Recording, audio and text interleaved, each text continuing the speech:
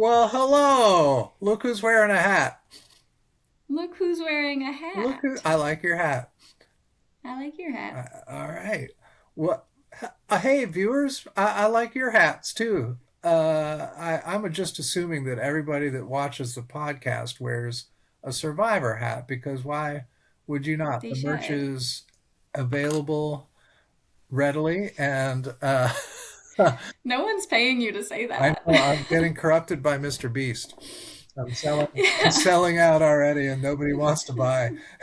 You see him and you immediately sell It's out. not It's it's a not curse. selling out if there's nobody to buy. That no, God. that's true. So, yay!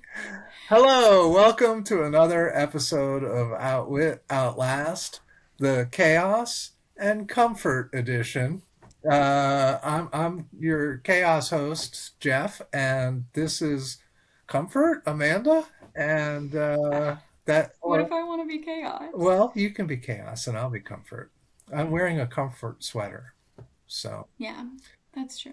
maybe we're both like one of those auction items. It's a little bit of both. A little bit of both. Yeah. Mm-hmm. I don't want to be the sea slug though, ever.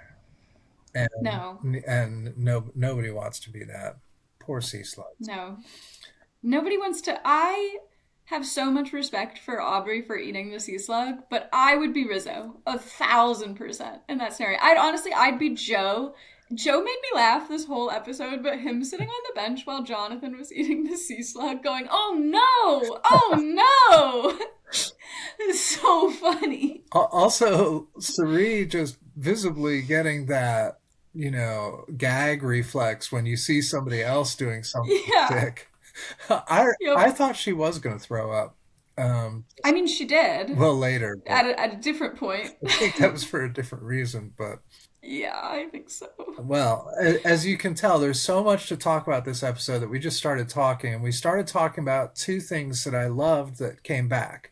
One was the auction, which I thought I had a much sweeter tone this time than before. They stacked it with a few more just straight up good items, and they did interesting pairing auction items. Like I don't remember that happening before. Yeah.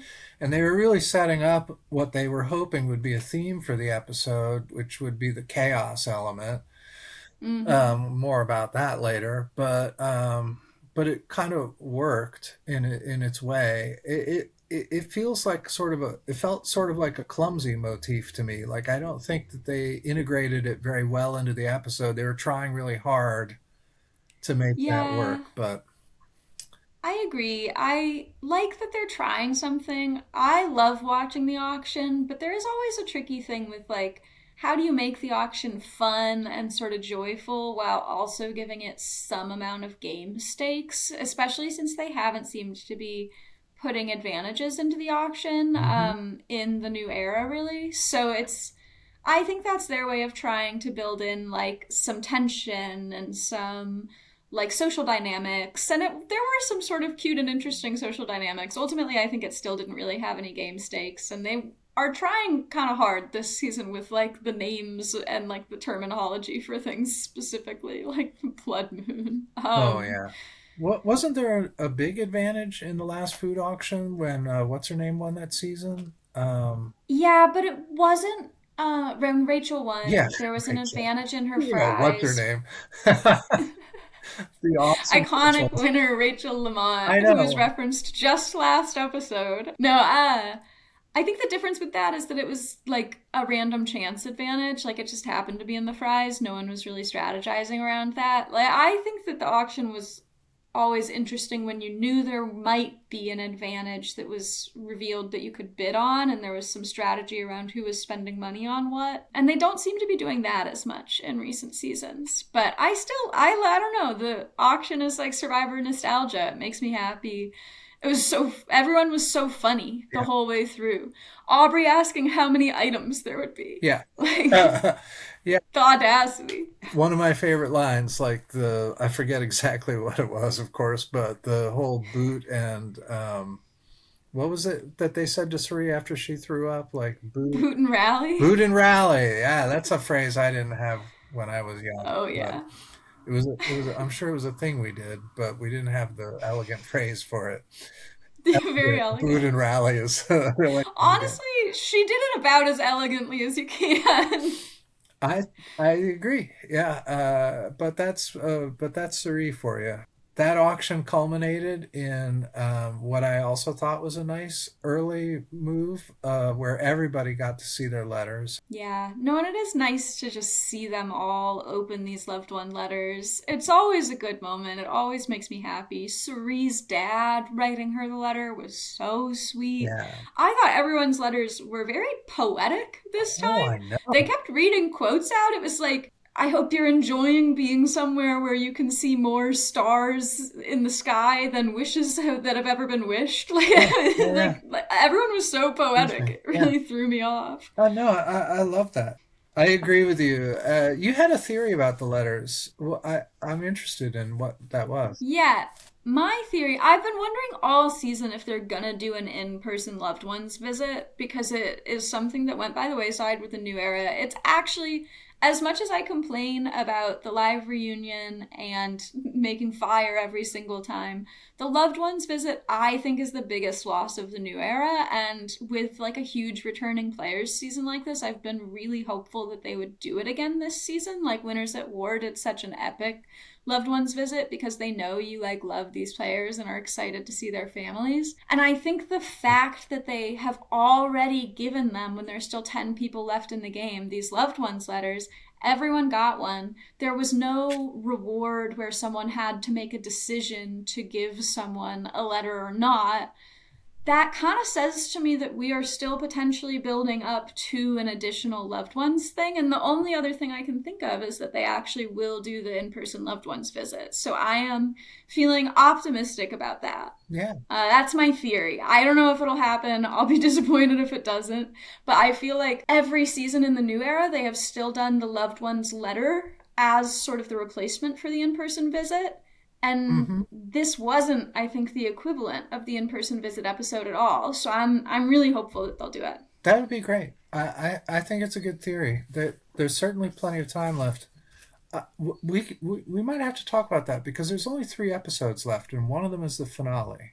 But they've got 9 players left.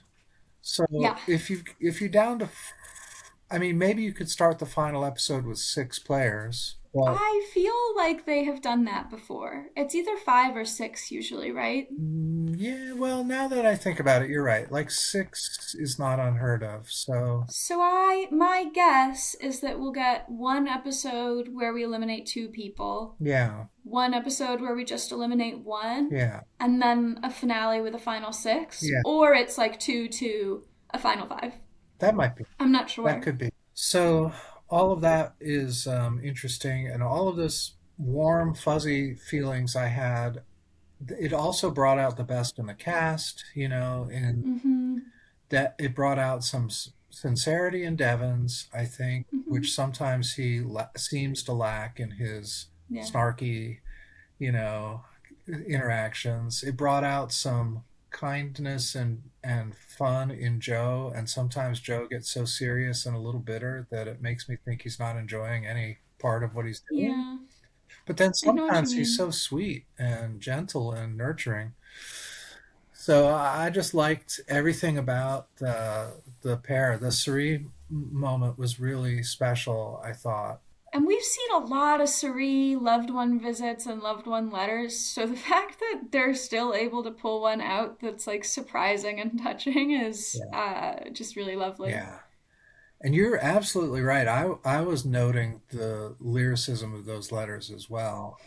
It was really quite something. I also like the dimensions of Aubrey that we got to see throughout the Yeah. episode. That was she's an interesting player this season. Yeah. I can't quite peg her exactly, but I'm interested in who she is now, and I feel again like I wish I was seeing a little more of her, Me too. or this season through her eyes more, Hmm. But But I'm glad we're getting these moments at least. Too little, too late, maybe. But Cerise edit has been good the last couple of episodes for me. Emily's Yeah, has been a it little has. lacking, but Emily's moments on camera are very endearing. Um, There, every time Emily's on camera, she pops. Like, I'm yeah, just happy to see. She's not always making good decisions, but no, she's making fun, bad decisions yeah, in and Rick she's. Devens' style. I think she knows it and she sort of likes it. I like that Aubrey is kind of serious about playing a risky game. You know, it's not just show or anything. She went for those slugs. I thought she was going to compete with Devens for the right to flip that coin for just a minute. I don't think that She was. was close. Yeah, It seemed like she was close. And I understand why, because she was sort of the backup name to him, clearly. yeah, Um, I still think she made the right yeah, decision, clearly. She wasn't actually the one who would have gone home either way. I can't tell if she's building to making some much bigger moves later. I feel like like this episode, we really got a lot of Aubrey saying like we're running out of time to make big moves in a way that made me think she was going to make a bigger move than she ended up making. yeah. And she's not wrong that they're running out of time, No, but I also thought it was interesting um, what the auction and the loved ones visit brought out of her, and her yeah, saying that being a parent has made her sort of a softer player in yeah. some ways, I thought was interesting. So all of that is the cozy, nice part of Survivor, and the challenge was harkened back to a kind of challenge that I think is difficult, but doesn't favor any one kind of player. Right at the start, I said to Michelle, Tiffany could do really well in this. I said the same thing to Jacob. She just has that air about her in certain challenges. She's just fierce and solid, you know, like, She has that thing in common with Ozzy where they just seem yeah, so like singularly focused on the task yeah, and challenges. yeah. Yeah, they have tremendous focus. I really love that about both of Yeah. them. And it was so fun to see her win and to see her so excited and to see her so excited that she has outlasted herself. Yeah, It made me curious about whether she is the first one to outlast herself on this season. And I think if you're counting it by the longest that anyone has lasted on their past seasons, like if we're looking at Cerise' run on Micronesia instead of her run on Heroes versus right. Villains, then Tiff is the first one to outlast her. Wow. She's the first one to outlast her best game, essentially. Because everybody else on this cast now, besides Tiff and Emily, has made it to the final four of at least one Wow. season. And Emily made it, I think, like 2 days longer than Tiff. So Tiff's the Right. first one, and that's kind of fun. And another fun fact, while I was looking up that Emily statistic, when Emily said in this episode that this was her first time ever being on the wrong side of the vote, I Oh, thought that can't be true because Emily was voted out of Survivor. But even on that vote, she only received one vote, and she was in the majority voting for Julie with everyone else on her tribe. So in a way, that was the first time that she wasn't in the majority on a vote, I oh, think, when Christian got voted out last episode. So yeah. say what you will about Emily Flippen, but she has only ever been on the wrong side of the vote if you're counting that as the majority, not the person who actually goes home once. Well, there you have it. You are an excellent statistician. Um, uh, Just a Googler. just to Google her. Oh, no, don't diminish your talents. All of Um, that leaves us with the kind of complicated, chaotic element, which was the Mr. Beast super secret stealthy bonus beware advantage moment. yeah. I'm sure everybody's talking about that in the Survivor blogosphere. I haven't been reading anybody's feedback about it, but I was very curious about your take because I know you have some complicated feelings about Mr. Beast as an institution. My feelings about Mr. Beast as an institution are actually pretty straightforward at this point. Okay, maybe not so complicated. Yeah, like I think he's not a great guy, based on the several lawsuits that have been filed against him.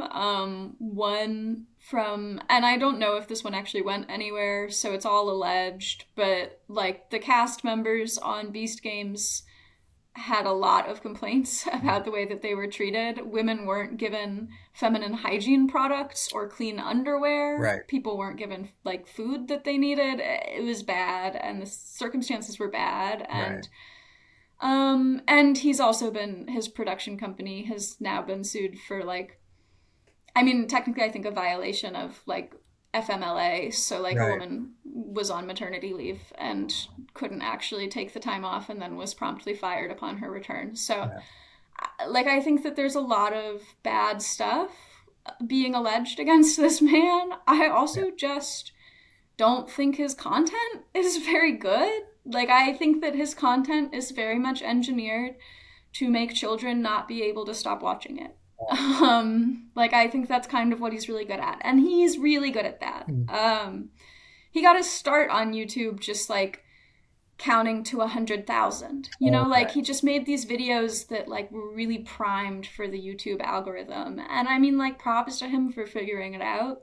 He is a good businessman, I think, in some specific ways, but I just think that like that type of reality TV content is really different from what Survivor is at its best. Yeah. So I felt really icky watching Geoff like praise Mr. Beast when Geoff is making content that at its best is like telling good stories about people that relies on drama and tension that is built from people who are telling interesting stories. And it's not relying on like a cliffhanger every 3 minutes and bright colors and whatever else Mr. Beast videos rely on. So that's as long as I'm gonna complain about Mr. Beast. Okay. I don't think he should have been on the show. But US Sun, I think, is where I saw the rumor that the editors, after hearing the feedback about how much everyone hated Zach Brown getting so much screen time on his episode, there is a rumor that the Survivor editors really cut this episode down and cut Mr. Beast's presence in this episode down in response to fan backlash. And after watching this episode, I think that's really likely. He seemed to only appear on camera when he was sort of absolutely necessary to the plot. You didn't see a lot of him talking. And the best evidence for that for me actually is that the section of a show, I don't know if you noticed, but the part of the auction from when Mr. Beast shows up to the next commercial break, like the shortest little clip between commercial breaks of Survivor I have maybe ever seen. Oh. Which makes me think that perhaps there was once a much longer space between commercial breaks with a lot more Mr. Beast that they cut down. So that's my theory. If they did it, I'm glad they did it. I'm not going to spend as long talking about Mr. Beast as I would have if he had been in more of the episode. Okay. That all seems fair. I'm too old to have. I read the headlines like you do, but I've never seen any content, and I don't do YouTube as well as I should, and I don't do that kind of I mean, social media. I think it was not a coincidence that everybody who was talking about watching Mr. Beast for the most part was talking about watching it with their little brothers and kids. Yeah. Well, yeah. So, not having seen any of the content, I can't speak to it. I can only speak to the reputation and my own bias about certain elements of it. But I'm with you in your response to that, especially from what I've heard. The thing that I was left with was the actual presence of this celebrity in this season, and I felt very uncomfortable with the way that Geoff was sort of fawning. It felt like he was fawning towards Mr. Beast, Yeah. and it seems to me like a lot of the celebrity crossovers and appearances have been not so much a celebration of the game in its 50th season, but attempts to change or broaden the demographic of their viewers. Yeah. And for me, that leaves me just feeling a little sad. I didn't think that Survivor needed that. I didn't feel like it had gotten so stale that it needed needed to tap into the gigantic Mr. Beast, youth movement that surely some executive somewhere might have noticed, or said was a good idea. Yeah. That left me kind of cold. Much Yeah. of those moments in the season have left me kind of cold. The Billie Eilish Boomerang idol is a cute twist, but it's so branded, like the Jimmy Yeah. Fallon twist is so branded. I just feel like maybe I'm sort of out of touch, but Survivor for me is a game that still feels like it is got a lot of life left in it. So these all felt like a little bit like jumping the shark moments, like doing Yeah. something big for ratings, Yeah.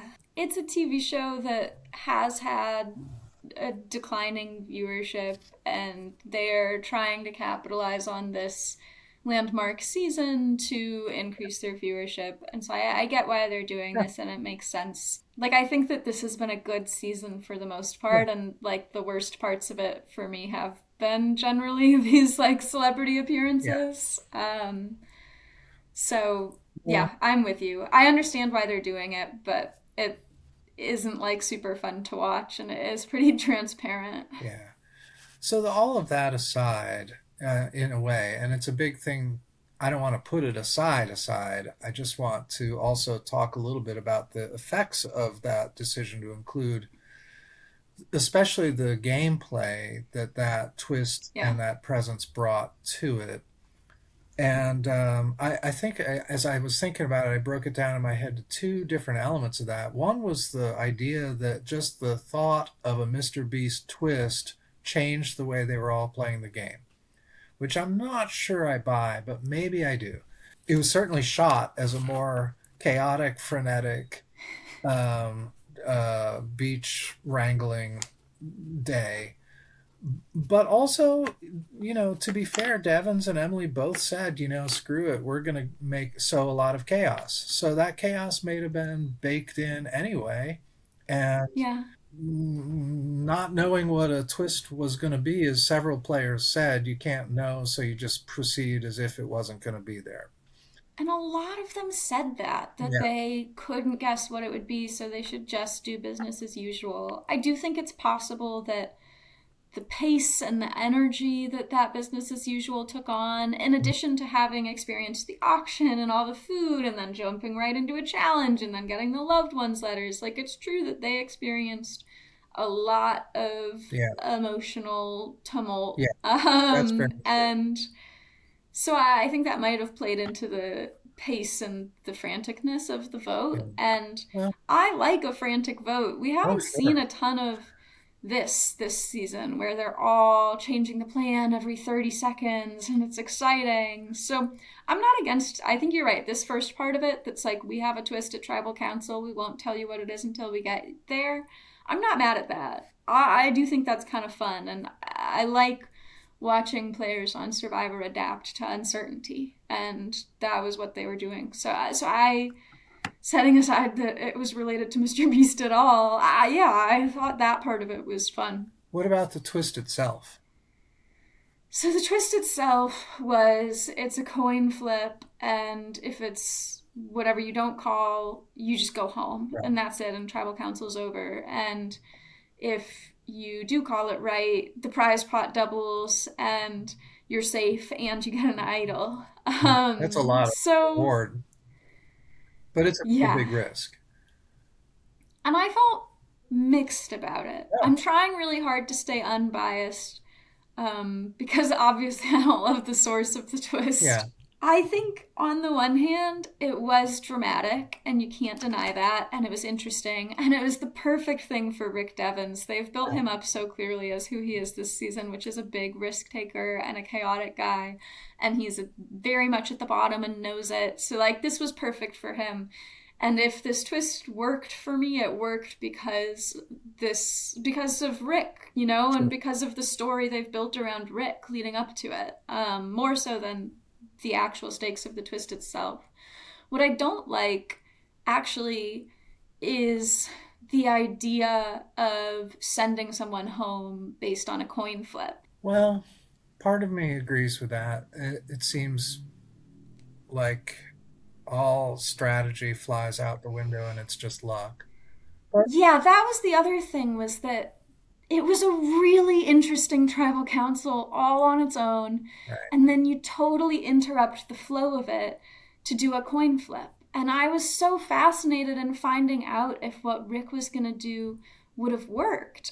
He did such an interesting thing at that tribal council, just calling everyone out I and know. laying out information really clearly. And I think Rick, and I forgot this, but I think this was true on his last season, he's so good at causing chaos but also presenting a very clear, unchaotic alternative. Yeah, Like he says, these 6 people do this thing and it'll work. right. And then he Yeah, throws in wrenches so that you feel like you want to gravitate towards the safe plan that he's laying out, right. but all this chaos is happening at the same time. I think he's really good at that, and Yeah, I wanted to see if it worked, and I wanted to see if on this season with returning players everyone would be too smart and grounded to let it work. right, And then the coin flip happened, and now we kind of never will 100% know right.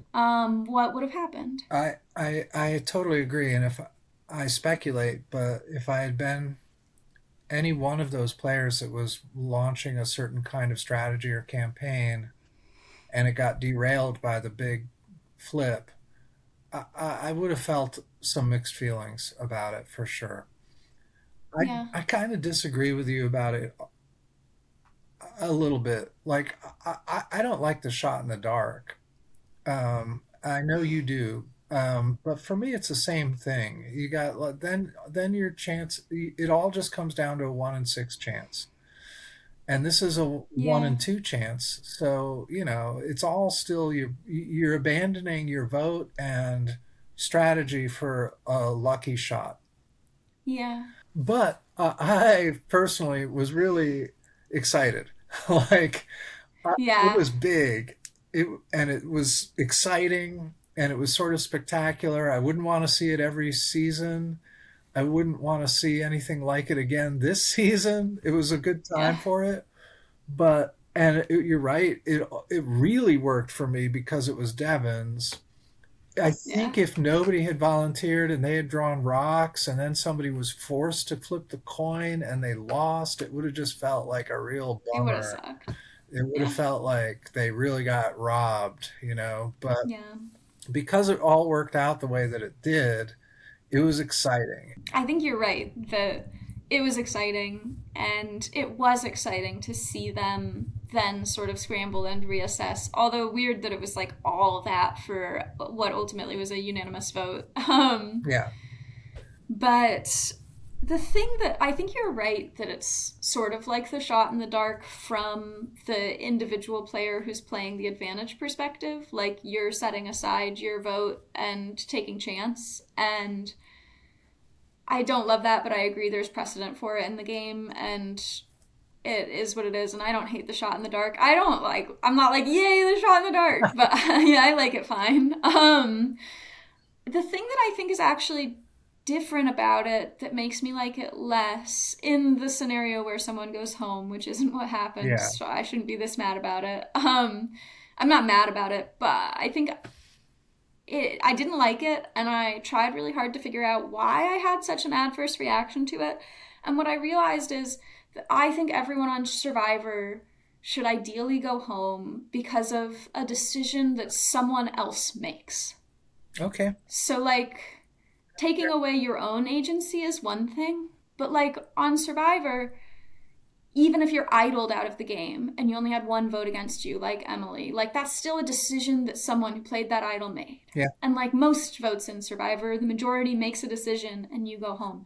And even when they draw rocks, that's a decision that you, but also everyone around you, is making to put it up to chance and to risk specific people going yeah, home.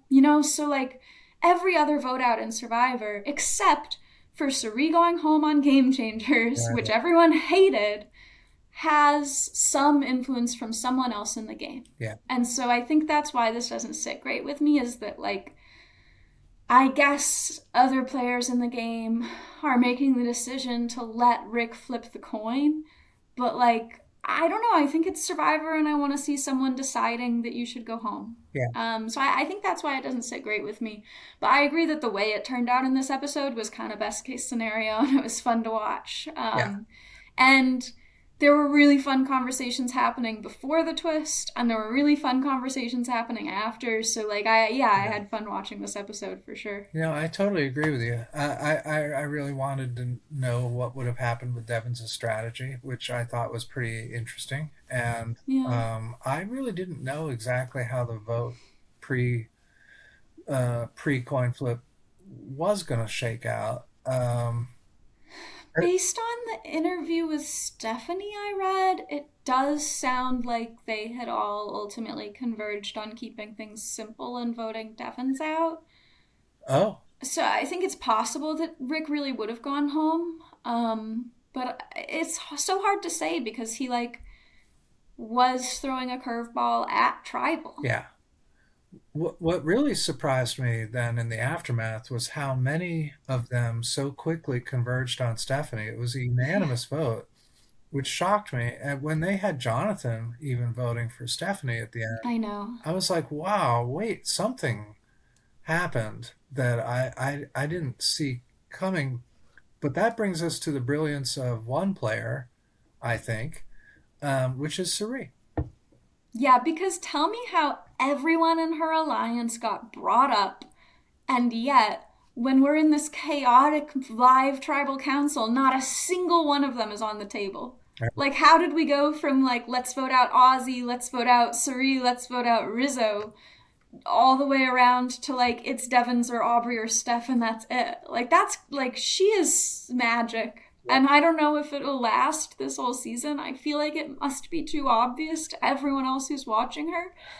But and like Steph was clearly the person that Suri would have wanted to go home. Steph clocked that Suri and Ozzy were too close to tell anyone about, which is dangerous. Steph also Yeah, clearly doesn't trust Suri and wants to lie to her face. We saw that happen in the yeah, episode. Like, I do think this was best case scenario for Suri in a lot of ways. And the fact that she got it there and it was a unanimous vote, so it's like really hard to point to Suri and be like, she flipped or she betrayed me. Like, the fact that everyone is still telling her when they want to vote out Ozzy, the fact that Joe thinks that he should be telling her that information, I just don't know how she does it.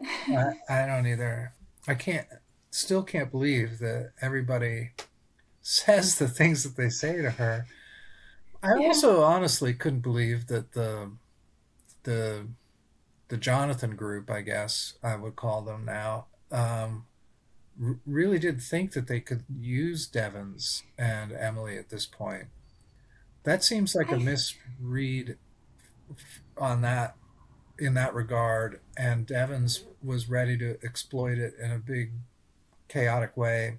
I wondered why more people didn't just come out at Tribal and say, this is what happened, this is what people are really doing, especially when they're yeah. on the bottom.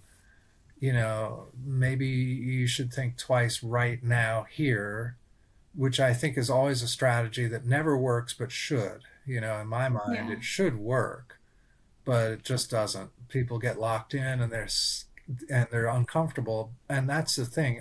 Even I was uncomfortable watching the hostility that turned into. Yeah. Um, and people take it personally, and people get angry, and people. But that's very illuminating too. Suddenly you Yeah. see people that are used to operating in secret. Who are they when they can't keep their secrets? I mean, Steph saying that she would never throw a name out. Yeah. Like, you have to throw Well, it. Like, you're not going to win Survivor if you don't throw a name out. So, yeah, she reacted, I thought, strangely to being called out. And it did seem like she took everything a little bit but personally. that did lead to one of my favorite moments in Tribal, which was Rizzo saying, "Come on, this is Yeah. Survivor. Of course Yeah. we're going to lie. Of course you're going to throw names out. That's what you do, you know? Like Mm-hmm. what season am I playing on that I have Yeah. to be the one to tell you, you know, I Survivor know. works. I mean, it was just a great moment. I still appreciate his feelings about the game. And Yeah. I don't think he's playing a bad season either. No. For some reason, he and Jonathan both seem to be under the radar a little bit, and I don't get quite why, you know?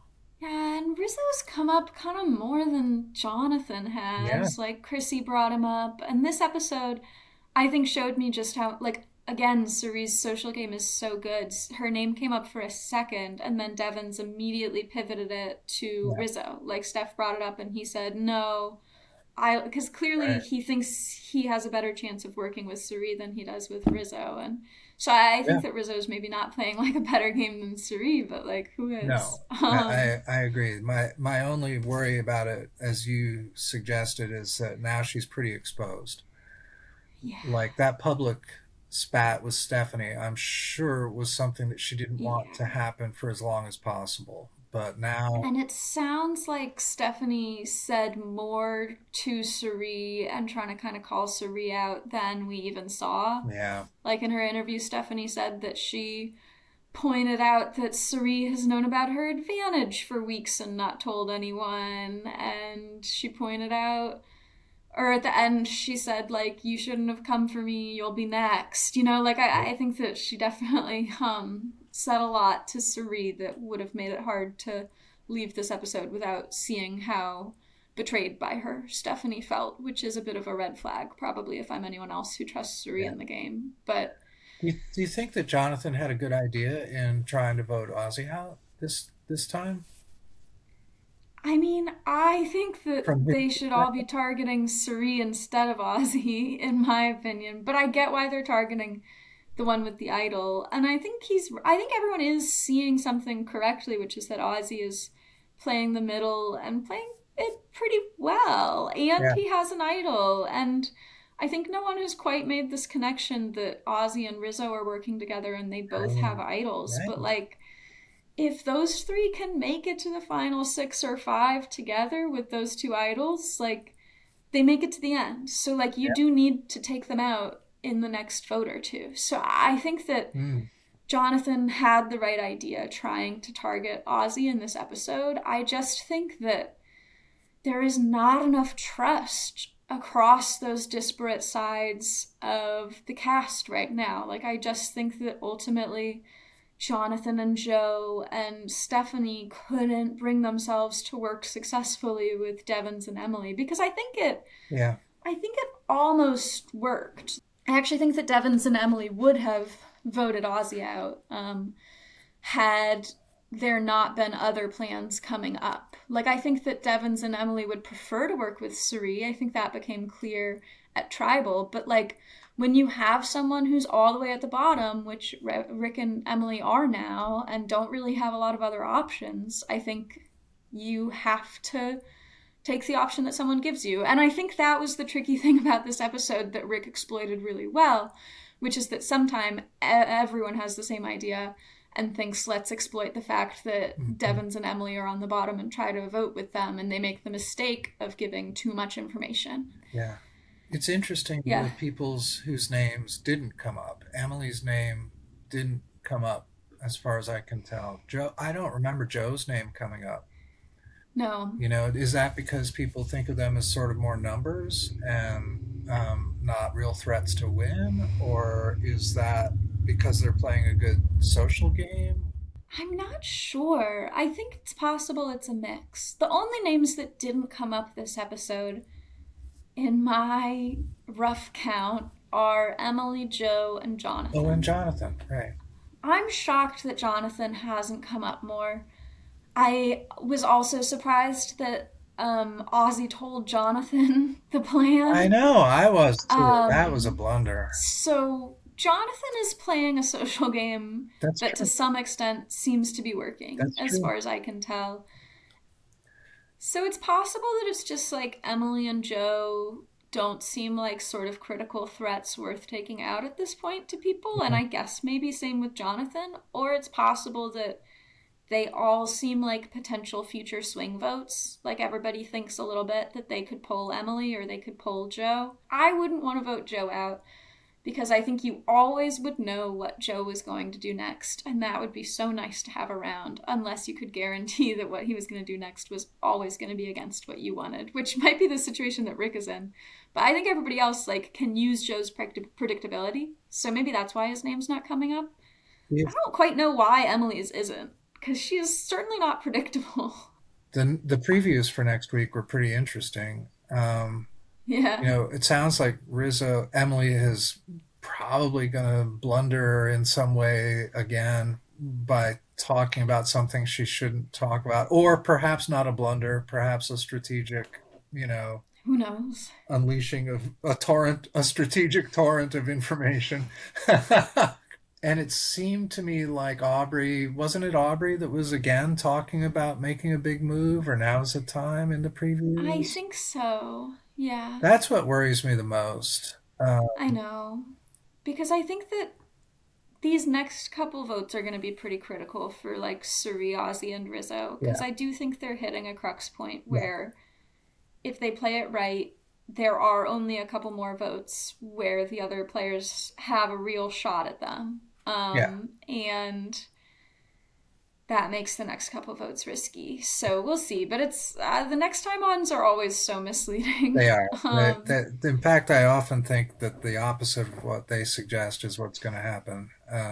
yeah, sometimes I like try to sort of like double bluff it, and I'm Yeah, like, oh, they're trying to make me think that Emily betrays Rick, which must mean that in fact Emily and Rick come up with a plan to make it seem like they're betraying each other when in actuality, like I always yeah. overthink them. So I try to just sort of watch them and be like, that'll be fun, and then not think about it anymore now. Well, the lines are pretty interestingly drawn now. I know Yeah. that Jonathan, it feels like he's playing from the bottom. The edit doesn't make it seem like he's playing from the bottom. And I think the bottom has moved. I think that the bottom is kind of Emily and Rick now, but after Stephanie got voted out, maybe it's back to Jonathan. I don't know. Well, Jonathan and Joe certainly seem to be a pair that is lacking. Well, Aubrey has said, I would work with you, Yeah. but I don't think Joe will ever work with Devens again in a million years. They do not like each other. No, I know they really don't. From the very start, Joe has said, I've been wanting that guy off for a long time. Like, Devens was this was also a thing Joe did that made me laugh this episode when Devens was giving his it was actually a fake idol speech and Joe was like so mad. I know. He takes his stuff very personally.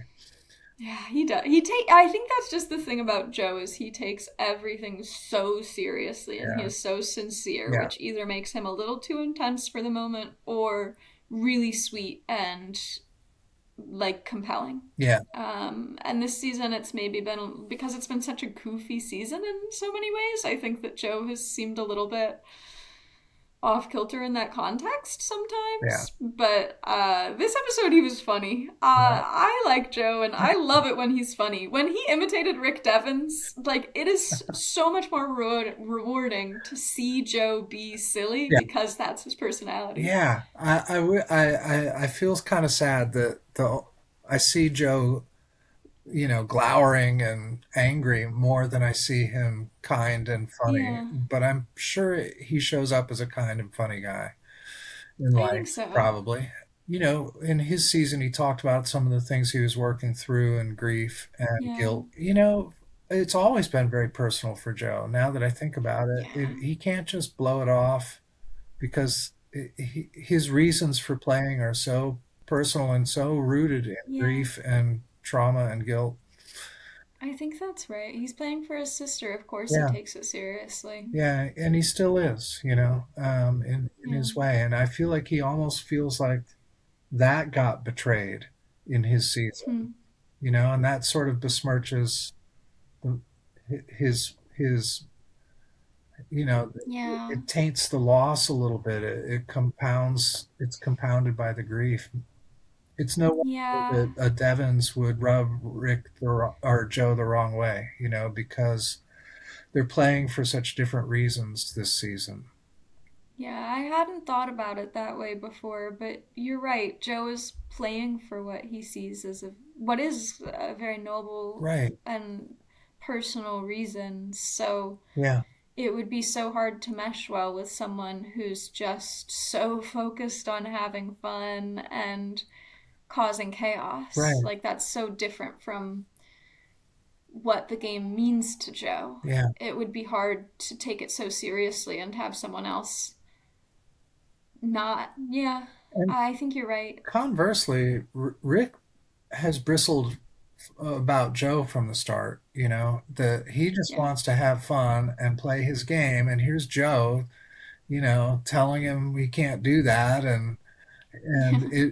it seems to bother Devens a little bit that Joe is the kind of player that he is. And So from Devons's perspective, that also makes sense. Like he wants to enjoy his life and he yeah, wants to be a good dad and show his kids that it's important to make friends and have fun. yeah, Like that's how he sees it. So, of course, someone who takes it really seriously and is really intense just wouldn't like register for him. yeah, So, I think they're just sort of like at odds. I yeah, don't think that either of them is really a jerk necessarily in that scenario. I think they both could be a little bit more yeah.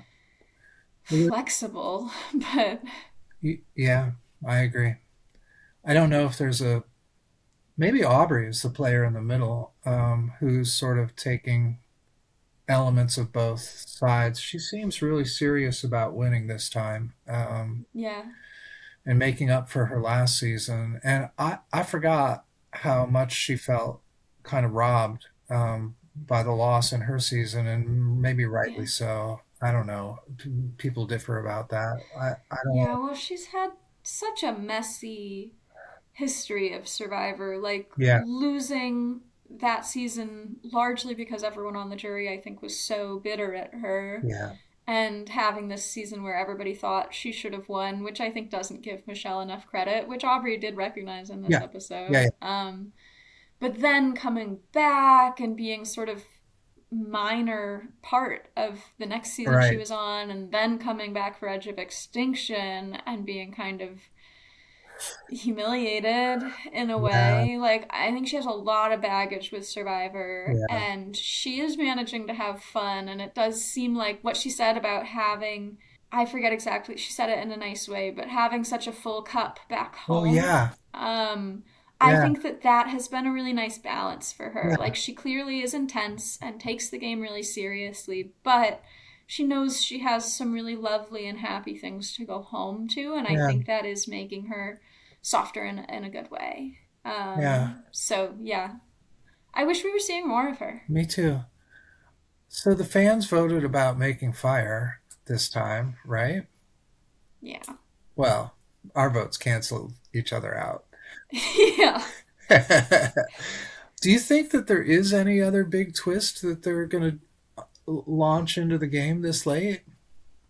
I wonder. We've Um, only got two more pre-final finale episodes. I can't see them introducing any big shocking twists this late in the I game. don't know. But There might be something, but it does feel like after this last big twist, I think they maybe have one more in them, and then it's just a true Survivor game to the end. yeah, I think if there's any kind of change, it'll be I don't know. I don't think there will be one. I think now we're just riding on personalities and feuds, and that's plenty. Yeah, there's plenty for me.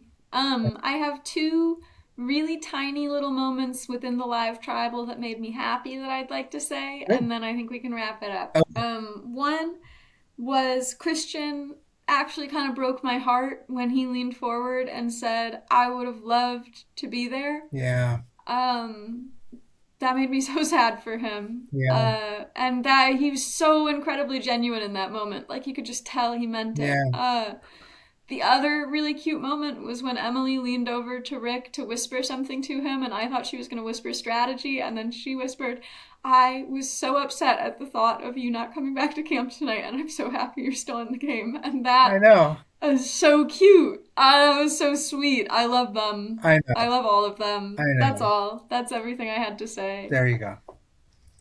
All right. Well, thank you so much Oh, thank for you. talking Survivor with me tonight. Thank you to everyone who is listening and watching. We only have 3 episodes left somehow. We have 9 players left. Who knows who's going to make it to the end? I'm excited to find out. Join us again next week. Yeah. Yeah. Well said. Bye. Bye. Love you.